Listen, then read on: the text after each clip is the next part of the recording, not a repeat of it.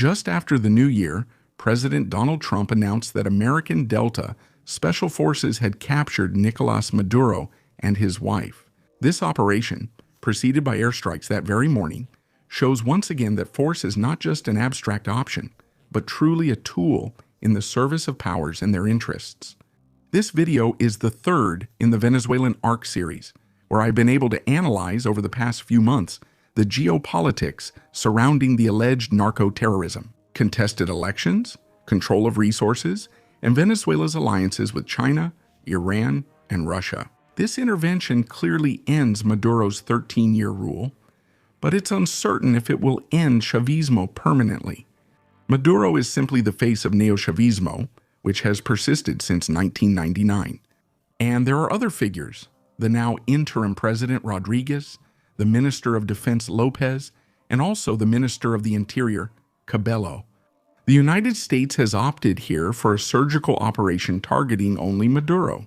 And while its tactical success is undeniable, Washington must now build on this new reality.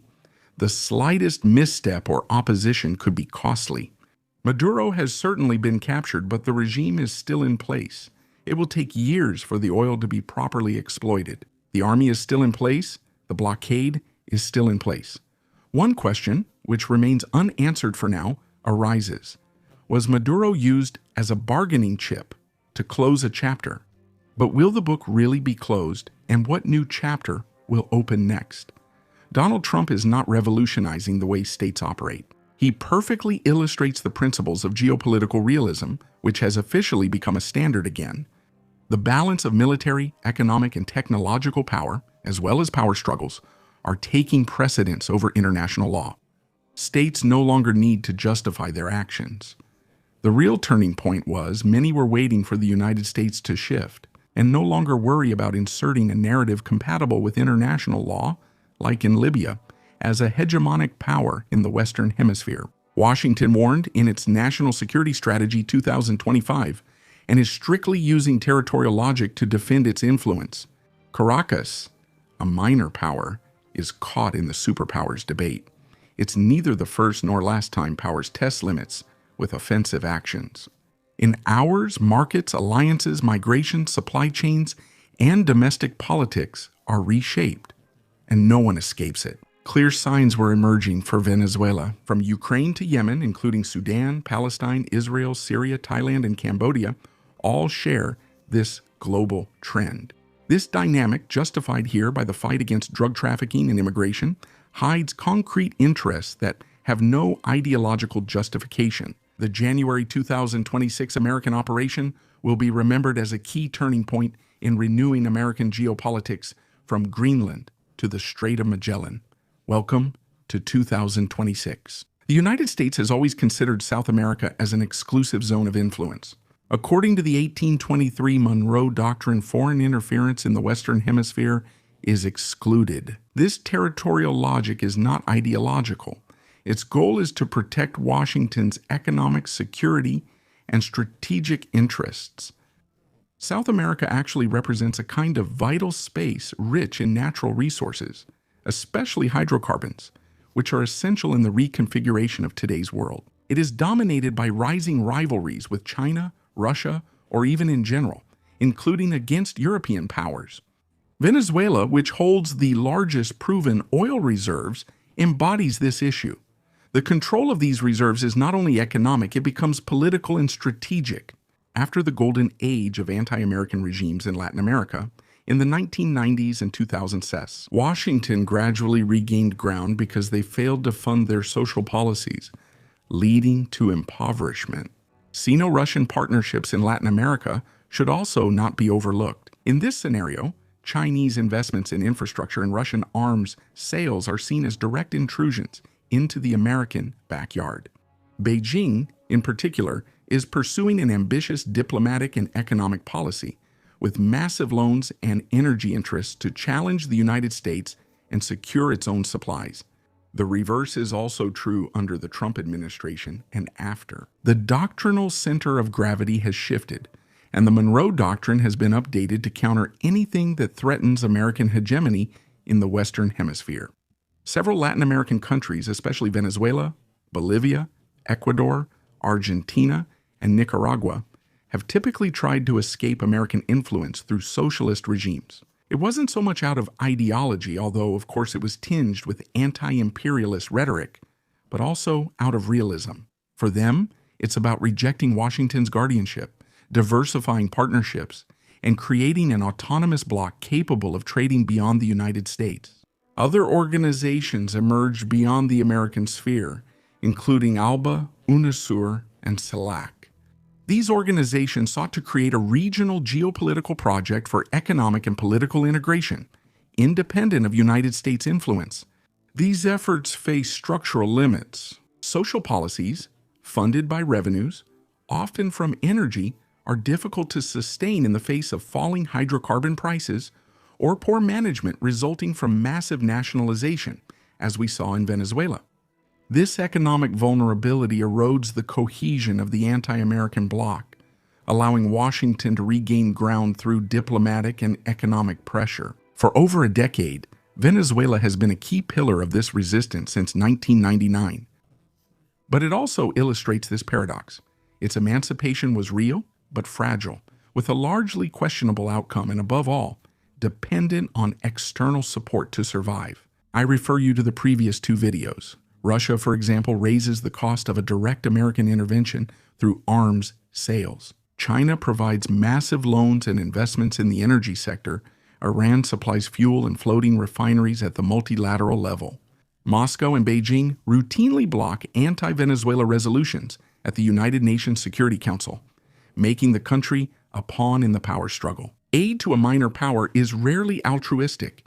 Its aim is to advance Sino-Russian interests by undermining American dominance in its own region, a dependence that worked for a while but exposed Venezuela to a gradual erosion of its autonomy, eventually turning it into a collateral victim of global rivalries. Sadly, this is often the fate of proxy powers. Rest assured, the United States is familiar with these games too. We now reach the turning point that we saw in the second video. Venezuela is going through a long cycle of economic collapse, made worse by both internal and external factors.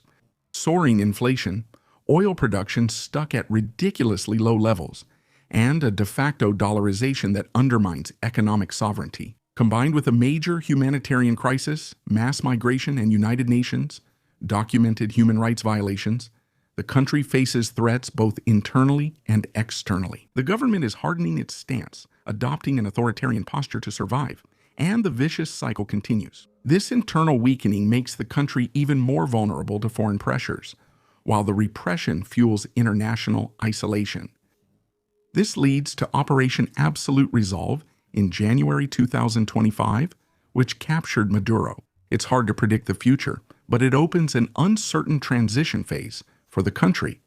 The United States has announced that they will temporarily manage the country to avoid a power vacuum by sending American oil companies to rebuild infrastructure and recover costs from oil revenues.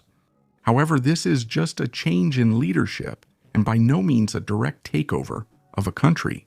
For now, we'll have to see if the United States will turn it into an indirect takeover.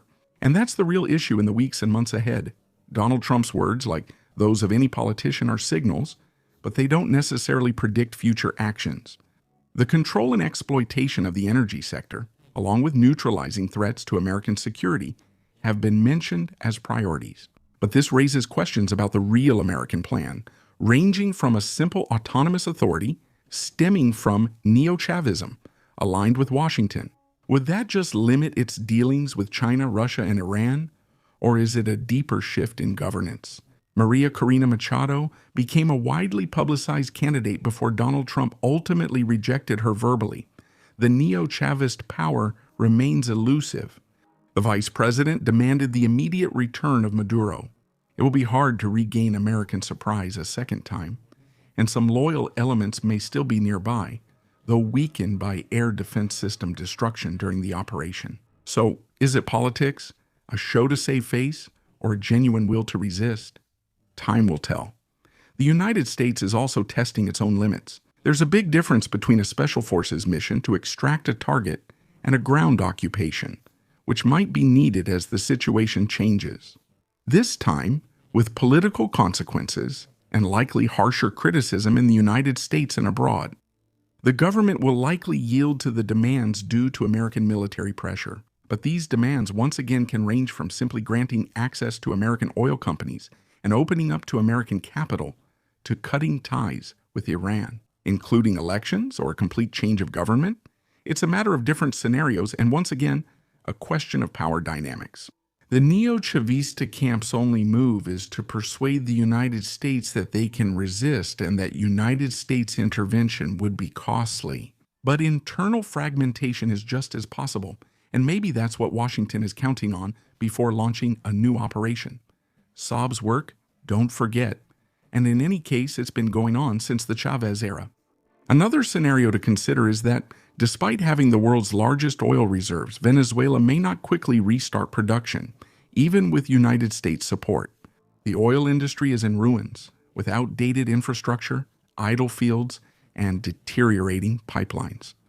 The oil, mostly heavy and extra heavy, is very complex to extract and refine.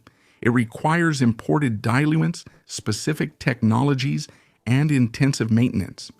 Restarting requires years and billions in investments.